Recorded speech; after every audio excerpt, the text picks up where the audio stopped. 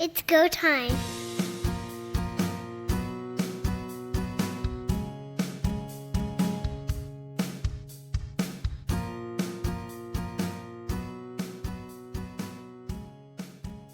Welcome everyone to Third Down Gamble. I'm Don Charbon, and today we have a very special guest, Jeff Krever, head of player and game data with the Canadian Football League. Welcome to the program again, Jeff. It was great to have you last time, and I'm glad to have you back for this one. Yeah, thanks, Don. It's really great to be back on the podcast with you. I remember joining you last year and decompressing after the season that was, and excited to do that again. For those that haven't heard from me before, I'm the senior director of player and game data for the CFL, and I've worked for the league since 2012 when I started as an intern in content. Thanks again for having me, Don. Really excited to do this. Well, I'm glad to have you. And you're no stranger to podcasts. You used to be on one yourself, and so this should be old hat for you, I imagine. Yeah, I miss podcasting, actually. It's fun to do this with you, but I miss doing the CFL Fantasy podcast. Shout out to Hannah Nordman and Pat Steinberg, who I had a lot of fun doing that with for a couple of years. And moving into stats, the fantasy side of it became a no-no pretty quickly, but those days I still hold close to my heart. I had a lot of fun doing that, and I'm a big fantasy guy as well outside of CFL, so I really enjoyed doing that. That was a great podcast, and what I loved about it was you guys seemed to have a lot of fun. Like, there was a lot of teasing going back and forth, and of course the Franklin song would come on every once in a while. But it seemed like everybody was knowledgeable, but you just had a blast doing it, and each one of you had a week where you stood out. Yeah, and we tried not to take ourselves too seriously. We had opinions, and certainly you have to when you're talking about fantasy football, but the rapport that we had during the podcast that carried over outside of it, in preparation each week, and to people that even just going out for a beer with have a really great time with them, and it was hard not to. We always kept it light, even though sometimes things got a little competitive, which I think actually made the podcast a lot better. Hopefully it came out that way. And I hope that's a void that we can fill as a league at some point. I know fantasy is really taking off with some of the new free-to-play that we've got this year in partnership with GenuisSports, and really excited about the direction that the league is taking in fantasy. Before we get to all of that, of course, inquiring minds want to know, there were a few hiccups this year with the transition to GenuisSports program architecture. Not to get into nuts and bolts, but what was it like for you having to go through that? Because at the beginning of the season, you listened to a radio broadcast, especially, it didn't seem to come out on television, that the stats department for the CFL was taking a big hit for all of this, and it really wasn't your fault. Well, I think obviously we have to acknowledge that the launch wasn't perfect. That's joint responsibility between the league and Genius, and we wear that, and that's something that we acknowledge, that if CFL and Genius, if we could go back and do things a little bit differently, I think there are certain things that we would have changed. But at the same time, what we're talking about here wasn't just a new stat system, which we've done before, and it's never easy on its own, right? A new stat system is something fundamentally different, and there are many, many aspects to that. But we were talking about transformational change that, frankly, was probably a little bit overdue, something that as a league we were really looking forward to and felt was absolutely necessary. With that, you're talking about player management, new free-to-play gaming, website integration, a new media portal for those that cover our league, along with many other aspects. So, yeah, there were challenges. I think, like you said, it's important to acknowledge that there was a time, especially earlier in the year, when what we were providing wasn't good enough. I think it's also important to be able to acknowledge that we did see significant improvement throughout the year. Right now, we've got something really positive to build on going into 2024. Things have improved, and they're going to continue to improve. And we have to view the positives, which are we're already reaping the benefits from this brand new stat system that we've got in place in our new stats ecosystem. The data that we're collecting is faster than we've ever seen it. Our statisticians are more accurate in real time than we've ever seen, which is really important. And part of that is thanks to the relentless work that they've put in. But part of it is also this software. It makes them a little bit less prone to making mistakes. It's a little more user friendly for them. And in the end, that's our goal. We owe it to our fans, our players, our clubs, and the media to provide accurate and reliable data as quickly as we can. And we felt that was something in the end that didn't suffer. Between Steve Daniel and myself, we were poring over every single data point on every single play to ensure that in the end, players were getting the credit that they deserved, and the fans and media and clubs were getting the accurate information that they needed. Despite some of the hiccups that we had earlier in the year, that was always priority number one, and that was something that we wouldn't relent on no matter what. So what exactly may have been a problem that you couldn't have anticipated until you actually got to a game day and you said, uh-oh, this isn't working right? What could come up? It was something different every time, just little things that you can test, and we did test, and you can test as often as you want, but it's really difficult to replicate a real live game situation. And we had intensive scenarios. We gathered in person in Toronto for a full week with many of our statisticians, personnel from Genius, from the CFL. There were a lot of times we were very confident in the testing portion and what we were working on, but on a game day, everything comes together at once, and all it takes is one small thing that you haven't encountered before that can break things down. To fans and media, that can look really bad. Rest assured, we were working with Genius. They supported us during games. The support that we got from them, I just want to make sure that I say it was excellent. When there was an issue, sometimes you don't have an answer right away, but you know that someone's working on it. You're getting updates every minute, and you're understanding, okay, now that we've identified the issue, we're going to get this fixed, and the issue wouldn't repeat itself. We had different issues, different weeks, different games, but they weren't the same issues, and we viewed them as learning opportunities, things that we got better from that wouldn't happen again.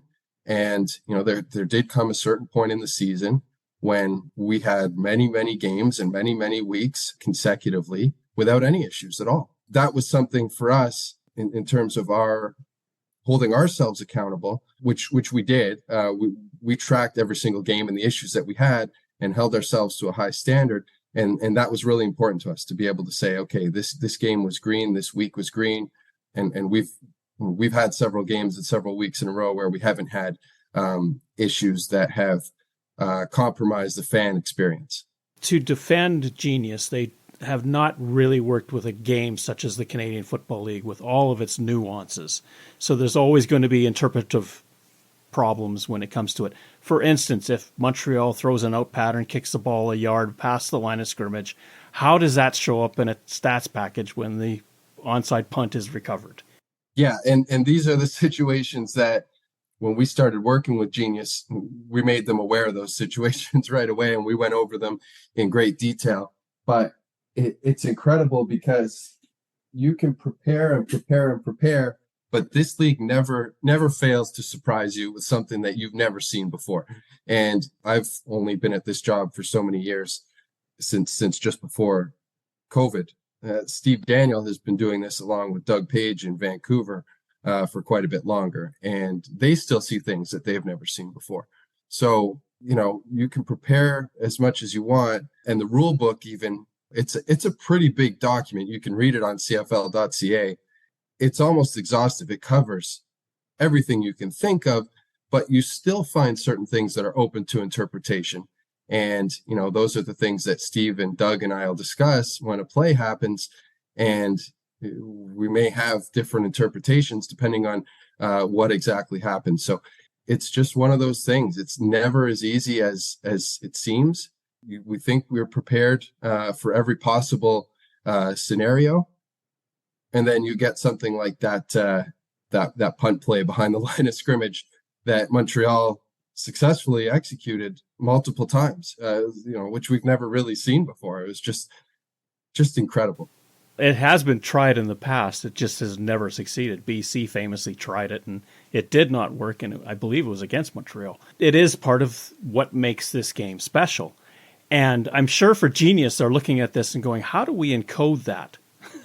Yeah, for sure. And, even there was even an onside field goal that Winnipeg did several years ago against BC. I'm not sure if you remember that one, but it was, that was a new play that had never been done before, and Steve Daniel was on that one and interpreting whether that'll count as a field goal attempt or not. Because I believe at the time Justin Medlock had a streak of successful made field goals.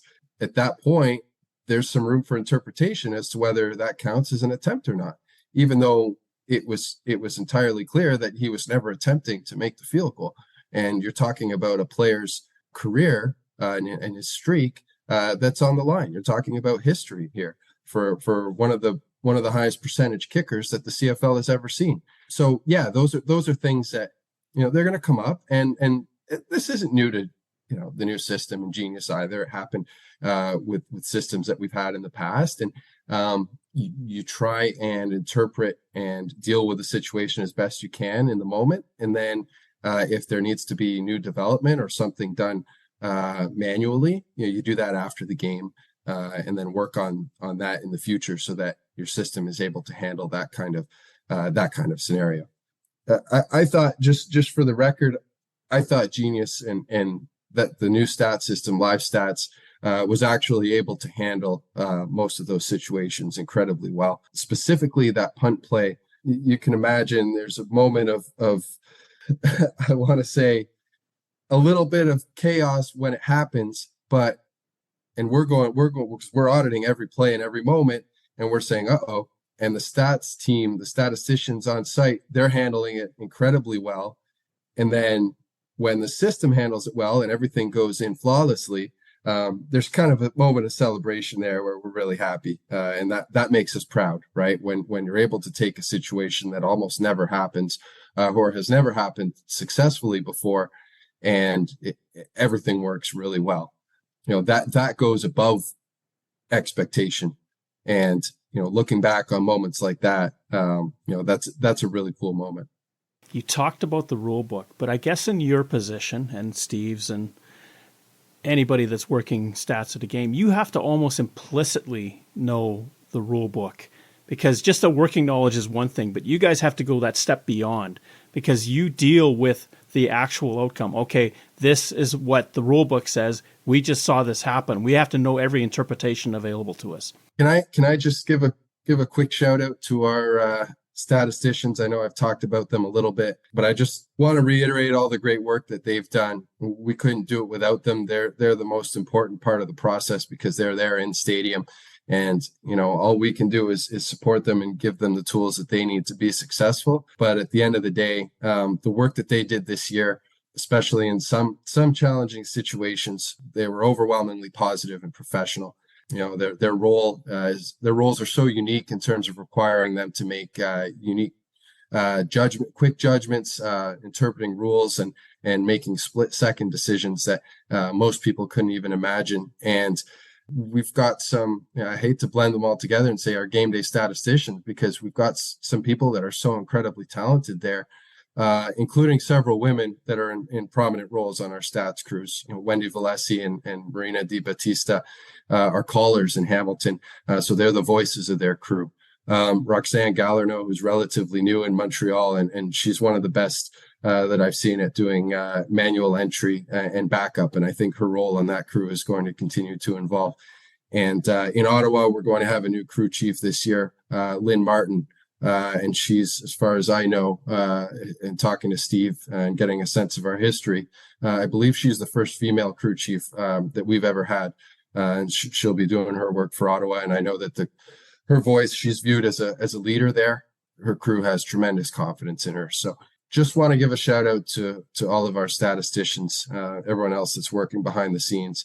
They are a critical part of our game day operations, and our league wouldn't function without them. We're the ones that are auditing every play and ensuring that the right data is coming out. Our statisticians have to be prepared for all of those situations as they're unfolding in a game as well. And our game is so fast right now. I know, Darren Hackwood and our football ops team, they're really focused on pace of play. They want fast and exciting, unpredictable. They take it to heart, and we can see the results. There's not a lot of time between plays. I think that's great. It's good for fans. It's good for the product. It's really challenging for us and our statisticians that are at the game when you factor in crowd noise and you've got a press box announcer in there who's talking, and there's just a lot of things happening at once. Add in penalties, challenges, different things like that, and it's incredible that they're able to move seamlessly from one play to the next, and that comes with a very, very thorough and confident knowledge of the rule book. So it's the statisticians on site. It's me and Steve and Doug, the three of us that are auditing. Sometimes on site, sometimes off site, depending on where the game is being played, and being able to interpret and understand right away if a player's stats are coming out incorrectly on a play, and understanding, okay, is this the way that the statistician has entered it on site? Is this a bug in the system that we need to get addressed? What's the issue here? And then getting that fixed as soon as possible, knowing all eyes are on us. All eyes are on TSN. And people, with fantasy and gambling, people want to know right away how many passing yards a player has, and they need to be able to trust that data is accurate. Yeah, that's really important for us. The chaos that's going on at a stadium. You've got music, you've got announcing, you've got a crowd noise. Is there training that you give the guys or the women to stay focused during all of this melee? Yeah, the distractions and things like that specifically, it's really hard to replicate a real game scenario. We're training these guys, but we're not piping in crowd noise or anything like that. We're not taking it to those extremes, but we do work with our statisticians in every club, and each club also has a crew chief that works with the statisticians outside of what we're doing, and they report to us. So, we always have an open dialogue as far as what the crews are doing well, what they need to work on. And then in terms of working with them, they are professional statisticians, and it's not, I say that it's not their full-time job. It's a job that they do 10 or maybe 11 times a year, but they take it seriously. They work really hard on being knowledgeable, depending on their role, working in the stat system, understanding the rule book, like we talked about, knowing that there's no time to show up at the start of a season and be rusty or not be confident in what they're doing. So the amount of preparation that they put in is a really big part of why they're able to tune out some of those other distractions and some of the chaos. Like when we say chaos, it's organized chaos in a sense that whatever else is happening, each person on the stats crew knows exactly what their role is, and they work together and help each other when they need to.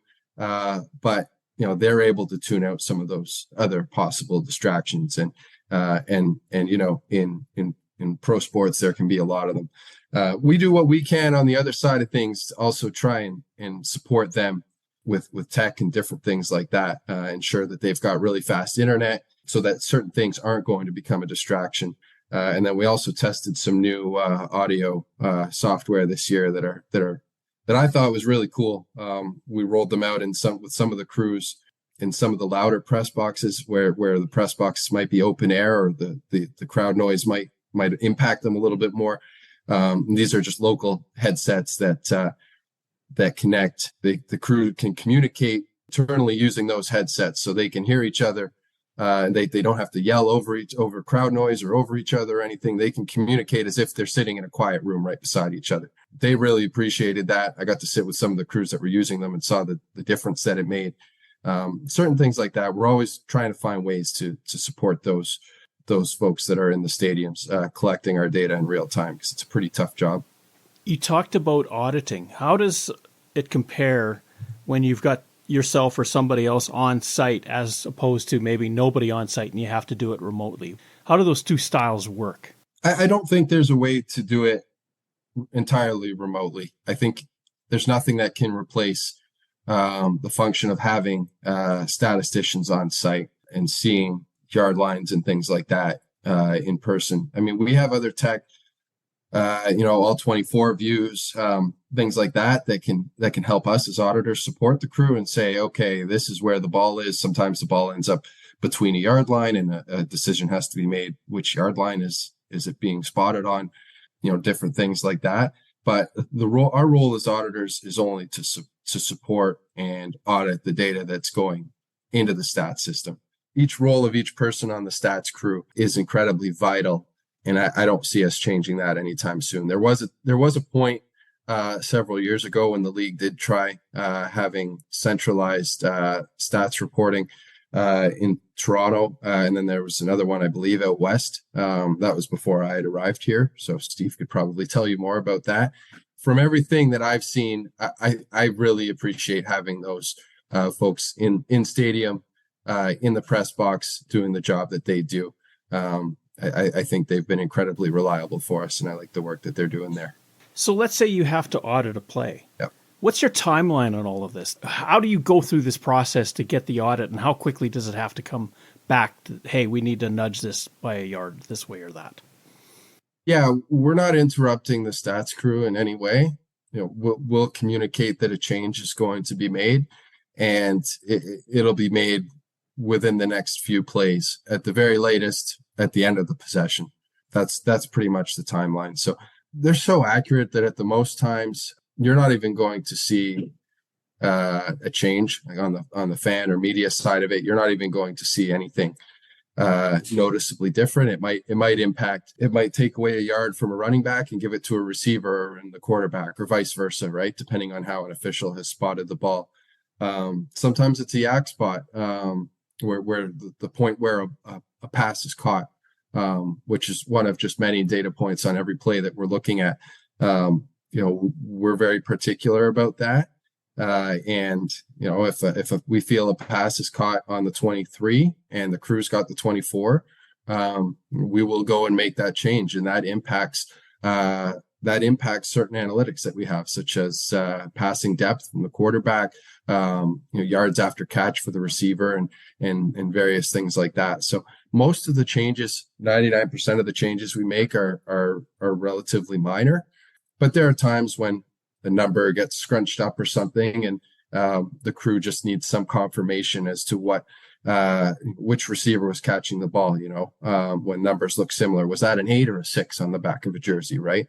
Especially when it gets folded up, or some teams have uniforms that are a little bit harder to see from the press box or on broadcast. Not calling anyone out specifically, but those are other challenges that our statisticians have to deal with sometimes in person. And just to add to that, it is a two-way dialogue. It's not just us telling the stats crews, okay, you need to change this is wrong, or good job here. And although we try and stay positive, but it's a two-way dialogue in a sense that there's a lot of times crew just wants to get confirmation on something that they've seen, or a certain interpretation or something like that, and they'll reach out and say, hey, we saw it this way, but we understand this player might have had the tackle, or this might not have been a knockdown. It looked to us like he deflected it, or something like that, right? We try and keep an open dialogue there, and I think that's really helpful.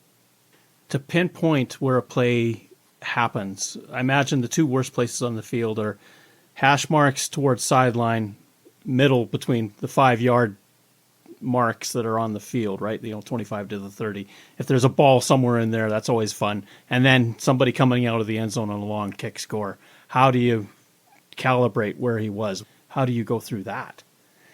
On those plays, we try when possible to defer to the statisticians that are there in person. They've got the best view of it.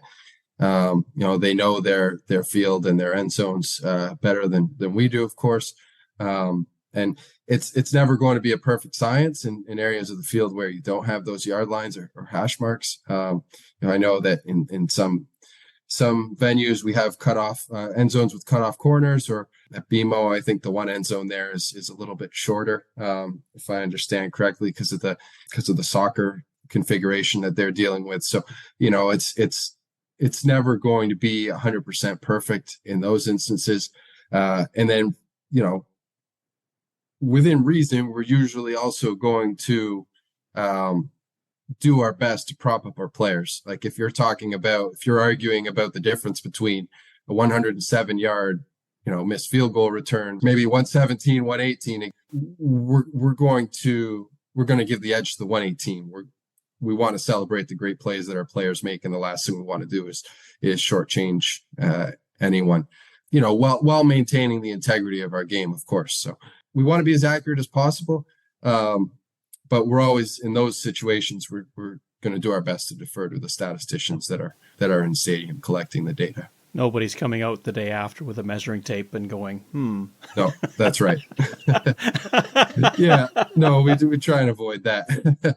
Yeah, and that's it. I mean, especially on long touchdown runs, we want that to be the final number. When TSN says it's a 116-yard field goal, missed field goal return, we don't want to come out the next day and say, hey, that was 115 or 117.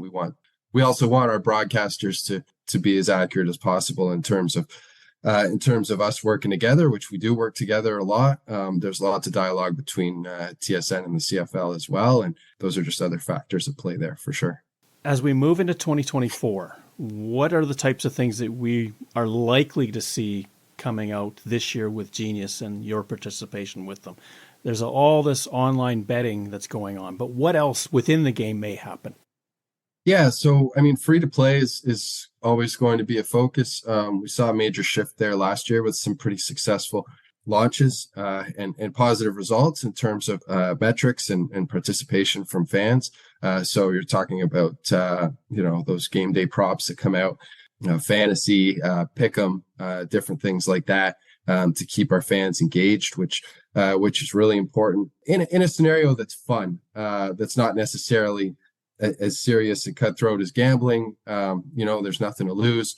It's a really we try to keep it exciting and fun and a little more family oriented as well. We're going to continue expanding that alongside our partners at Genius. I know that there's a lot of excitement to just expand that, create a bigger offering and also improve what was already launched in 2023.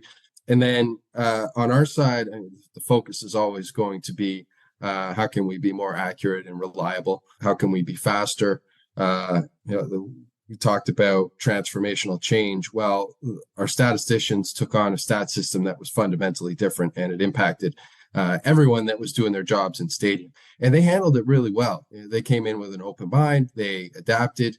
They evolved. They asked us questions. They provided their feedback. They were honest. But then in moments when things didn't necessarily go as you'd expect, they were still positive and professional and solution-based, and thinking quickly about what can we do to remedy the situation as opposed to being frustrated or complaining. But that's a big part of the role that I have and working along with Steve Daniel and Douglas Page in Vancouver, is continuing to ensure that the clubs and our fans and media and everyone involved can rely on the data that we're providing. I mentioned before, I think it got a lot better last year, but we can always improve that, and we're going to try to continue to improve that. So that's the biggest focus moving into 2024 is just reliability and just more consistency across the board. Is also a focus trying to grab something from the stats that you provide and have it thrown out, like whether the programming can cull it and say, I need this to do this parlay bet, right? Is that part of the focus as well? Yeah, it is. And especially with regards to broadcast, working with TSN, there's a lot of broadcast augmentation that, that's in our future. I can't put exact timelines on it, but, there's a vision there that weaves everything together in broadcast and creates a much greater, continually greater viewing experience for those that are watching. And TSN already does an incredible job. We're really, really happy with the way that we're able to consume and the fans are able to consume our league through their platforms. I'm sure we would all agree that there's more we can continue to add with regards to data and data being available right now, right away, and in fun ways, in new ways and fun ways to consume them. I always get a kick out of the NFL's Nickelodeon game and different things like that, where we see broadcast augmentation and in fun new ways. And I think long term, that's obviously a vision for us. We love that kind of thing. And it's a way to make new fans and engage people that aren't necessarily already engaged. So, that's definitely something that, between us and Genius and TSN, we're going to continue to work on. But in terms of our partnership with Genius, it's a long-term game. This past year was really really about setting the new landscape. And I know I've said that phrase transformational change a lot. But that's the biggest challenge, is where do you start? How do you set everything in motion? And the feeling is we've done that now. At the end, we got to where we wanted to be. It wasn't the perfect road that we were hoping for, as you can attest to, and as fans would have seen, especially early in the year with the challenges that we've had. But the groundwork has been laid now, and the foundation's there, and us along with Genius, and of course TSN as well. We're all pulling together. We're all pulling in the same direction.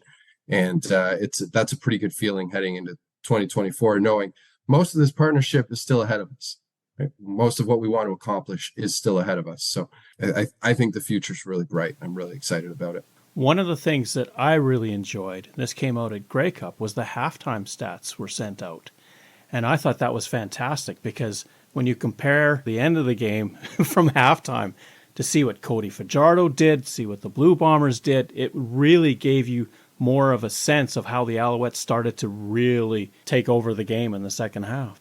Yeah, and our PDF reporting, I think that's what you're referring to, is the report we sent out to our distribution list. Our PDF reporting is incredibly in depth. Not to brag, I don't mean it. You deserve to brag. You deserve it. I more mean it in a sense that that's the standard that we want to set across all of our platforms. There was a big change. Part of this whole statistical overhaul involved our CFL.ca ecosystem, which continues to be something that we're trying to build up and improve. And we want to get that to the same standard as our PDF reporting, where that information that you're talking about is more accessible to fans. Same with historical data. The records that we do have, thanks to a lot of great research from Steve Daniel, they go way back. We have a really strong, cohesive picture of what our league history is, and the great players that we've had, the legends that we've had come through our game.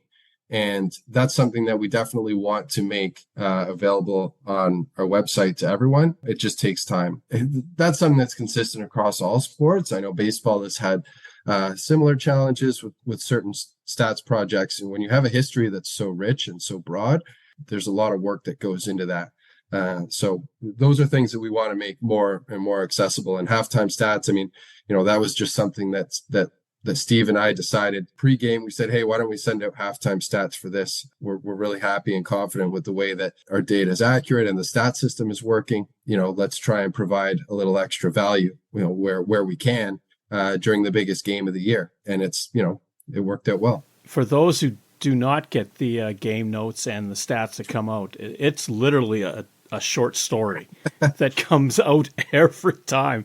It is thorough. You look at everything: first down, second down succession, third down succession, punts, field goals, you name it. It's all there. And I imagine for a broadcast team, it's the Bible when they walk into their meeting rooms to decide what they're going to focus on for the week. Yeah, and I know Steve gets pretty excited whenever our TSN personalities are reading some of those notes from the game notes, sometimes word for word, which we encourage.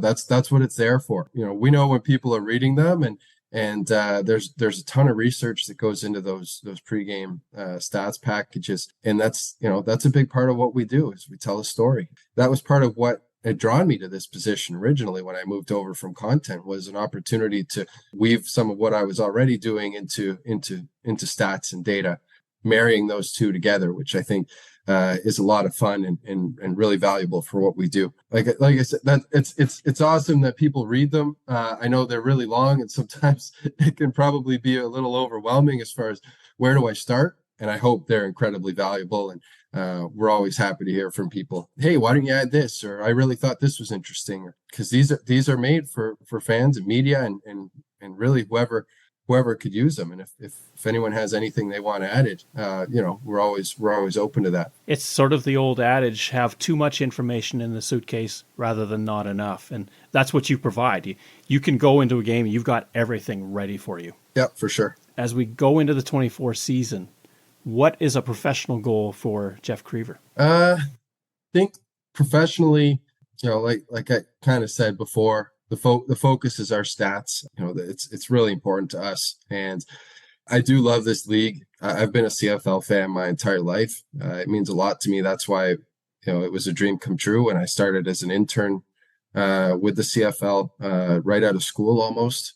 A lot of times it doesn't even feel like work, and I know it's the ultimate cliche, but I just love what I'm doing here. With that said, it makes it challenging sometimes because I probably spend more time than I need to on Twitter. And when I see a little bit of criticism, I don't take it the wrong way, but it does matter to me. And I do take it a little bit personally in a sense that, hey, that's wrong. That's not true. We're doing this and that. And, or, hey, maybe that's right. Maybe we need to do this better. Maybe we need to improve that. It's something that, going back to this year, seeing some of those things that made this season more of a challenge than usual. Not that I don't enjoy a challenge. I think it's important. I think everyone likes to be challenged in their job. Part of this year was filtering some of that in a way that's productive, and being able to handle some of that criticism and using it to continue to improve and make us better as a league. So just going back to goals professionally, the biggest thing is just continuing to improve our stats offering. And that goes back to being faster, being more accurate, being prepared for some of the unique situations that you see in our league from a game to game or a year to year basis. Maybe something that hasn't come up in 50 years. How do we handle that situation? Does it break us down in terms of what we're doing and create a negative user experience? End of the day, our reputation is incredibly important as the league's keepers of stats and data. Even if we think things are going relatively well, all it takes is one mistake. Someone shouts about it on Twitter, and it changes how we're perceived. I want us to continue to be more accurate.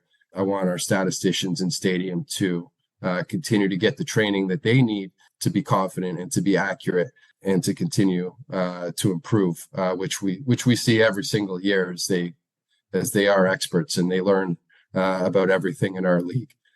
So that's professionally, that's my goal. I know it's probably a little bit cliche and not the most.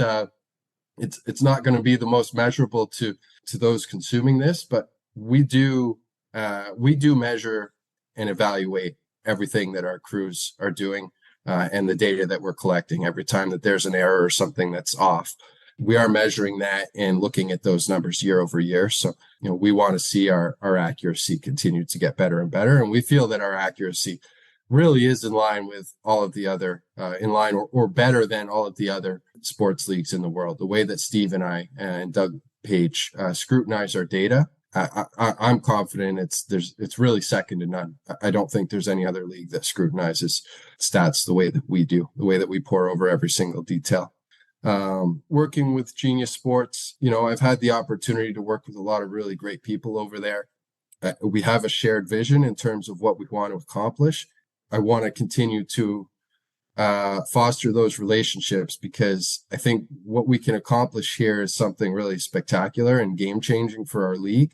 We're talking about things like reach. We're talking about ticket sales, especially in 3 major markets where we saw significant improvement in 2023, like Toronto and Vancouver and Montreal, which were all success stories. And we have that collective vision.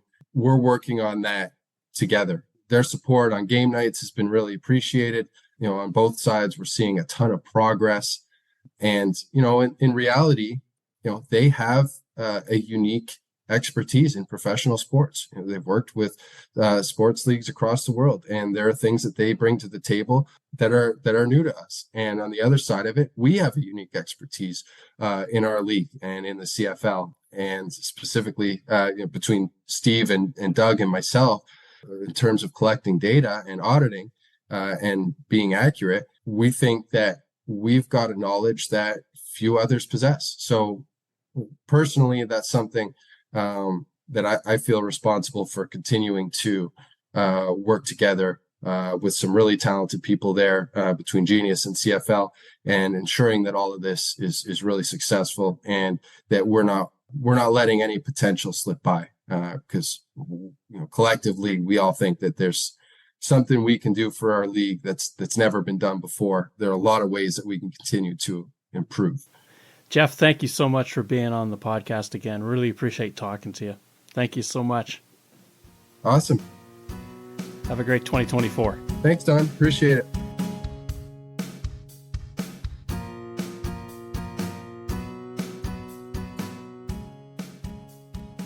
Thank you for listening to our show. Third Down Gamble is hosted on Podbean and can be found on Apple Podcasts, Google Podcasts, and Spotify. Follow us on Twitter at Third Down Gamble. Join us again, the Third Down Gamble podcast, audio worth watching.